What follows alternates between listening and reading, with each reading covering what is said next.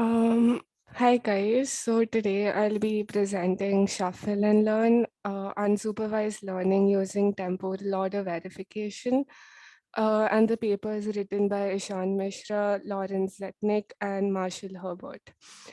So I want to start with going over some terms that I will be using frequently in this paper discussion. So first we have unsupervised learning. By definition, it is a machine learning task of inferring a function to describe a hidden structure from unlabeled data. And the key of unsupervised learning is basically how to do clustering. So, to express it in more lucid terms, I'd like to share a quote by Yan Lee Kun from the CMU ML department, who says that most of human and animal learning is unsupervised. And if intelligence was a cake, unsupervised learning would be the cake, and supervised learning would be the icing, and reinforcement learning would be the cherry. Now, we know how to make the icing and the cherry, but we don't know how to make the cake. And that brings us to the question, why unsupervised learning? So, as as humans, as intelligent beings, it is our nature to be able to perceive the world around us. And unsupervised learning can save us tons of effort to build a human-alike intelligent agent compared to something that was created in a totally supervised fashion. And some even say that it will be the new breakthrough to get to true AI. So there are some popular unsupervised learning representation frameworks. One's the autoencoder. You also have variational autoencoders and generative adversarial networks. However, we'll get into those like some other time. So some now I'd like to talk about video representation learning. And as I mentioned, as humans, we observe dynamic changes in our daily lives and we tend to record it through videos. So, thus, unsupervised video representation sort of plays an unneglectable role when it comes to building human alike intelligent beings. So, some of the related papers you all can go through on this are video representation using LSTM models and spatio-temporally coherent reconstruction. These were also mentioned in the paper. And I can share the link with you all later and feel free to discuss it with me anytime. Now, coming to the actual objective of the paper. So, the paper basically presents a novel approach for learning visual representation from raw spatiotemporal signals in videos, and the task is basically that of sequence verification without semantic labels using CNNs. Now, later on in the paper, we also find that they do provide complementary information on supervised data sets like ImageNet as well. So what is sequential learning? So sequential learning basically comprises of two tasks, prediction and verification. Now, if I were to give you an example of prediction, um, let's take a continuous bag of words. So there, the missing word is predicted from the surrounding words. However, if we were to apply the same task to images and we were to predict pixels in suppose a 256 by 256 image, that's a very complex task. So we tend to depend more on verification when it comes to videos. Um, so in this slide, we can see a man, he's playing baseball, he's throwing the ball, and you have the temporally correct order and the incorrect order. And there are a set of positive tuples and negative tuples. Um, Now, how do we decide how many frames should we choose to basically determine the correct temporal order? So here they've used three. Now, the reason why they've used three is because if we were to use two, there is some sort of ambiguity with using two frames only. Because suppose if I was holding a coffee cup and that were to be one frame and and I place it down, and that's the second frame. So it can be perceived as me picking up the cup or placing it down. So in order to reduce such ambiguity, we propose sampling of a three-frame tuple and ask whether the tuple's frame is correctly ordered or not. Now, while theoretically these three frames are not sufficient to resolve the cyclical ambiguity, we do find that in the paper they combine this with smart sampling, and it does sort of remove a significant portion of ambiguous cases. Um, Now, to further answer the question of how to sample the tuple of frames, we need to remember that in a temporal video with very little motion, it is sort of hard to distinguish between a positive and a negative tuple, and it may again result in ambiguous training. So we instead only sample tuples from temporal windows with high motion, and we use coarse frame level optical flow as a measure of motion between these frames. Now, this also ensures that the classification of the tuples is not ambiguous, and we sort of create positive and negative tuples by taking a sample of 5 frames, suppose A, B, C, D, E, from a temporal video such that A to E are in ascending order, and the positive instances are basically created using BCD, as you can see on the screen, while the negative instances are created using uh, BAD and BED. And during training, it is critical to use the same beginning frame and the ending frame, that's B and D, while only changing the middle frame for both the positive and negative examples. Now, another thing to keep in mind while sampling the data is basically the distance between the positive tuples. So a distance too close would result in ambiguous small motion or an overly easy task. However, if it's too far, the consecutive frames are not highly related, which makes the learning task too difficult. So we take two metrics, which controls the difficulty of the positive and the negative samples. So you have Tmax and Tmin, which is Tmax is the distance between B and D, and Tmin is the minimum of the distance between A and B and D and E.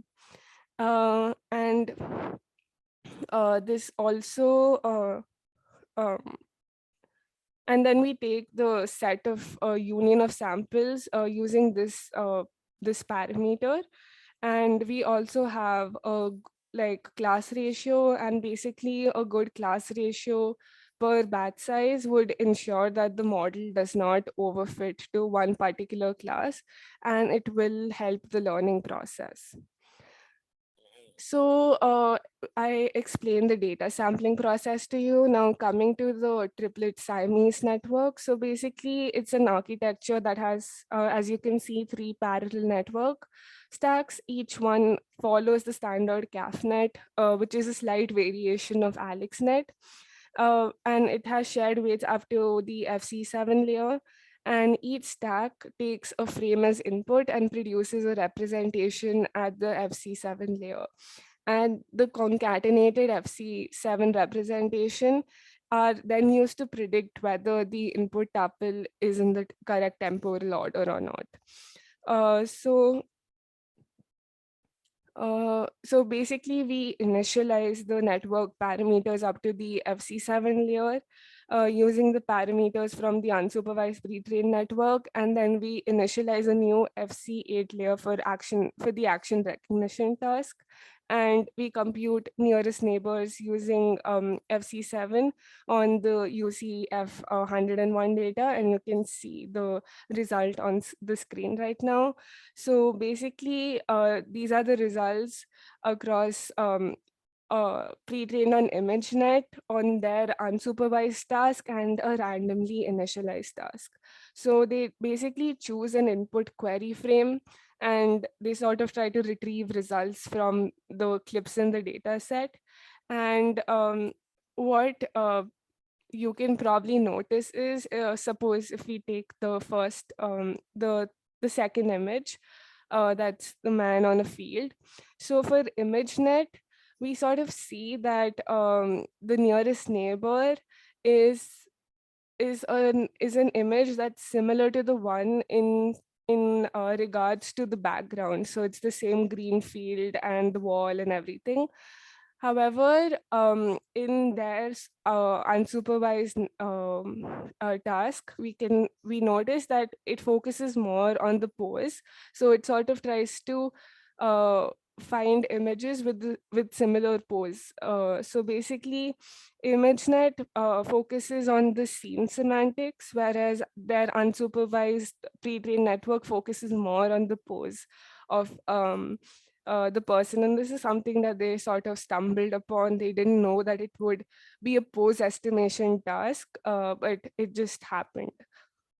Um, so the unsupervised pre-trained network is then fine-tuned on both the UCF 101 and the HMD B51 data sets for action recognition. And it is then compared against learning from scratch, that is without pre-training.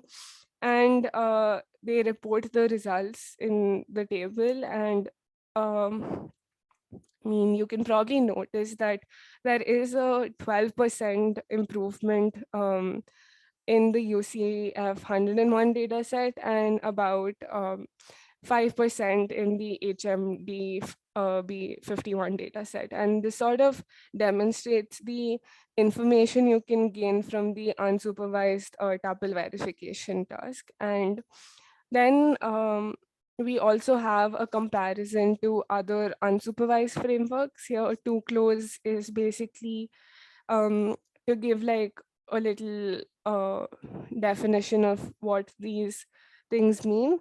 So too close is basically the measure if two frames are close or not, and to order is the temporal verification with only two frames.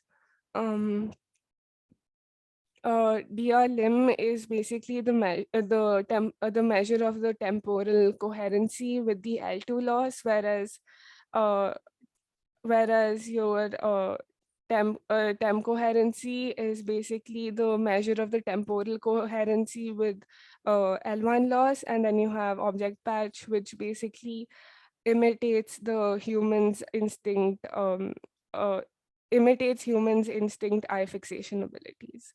So now they sort of compare the unsupervised methods in this, and you can see the results.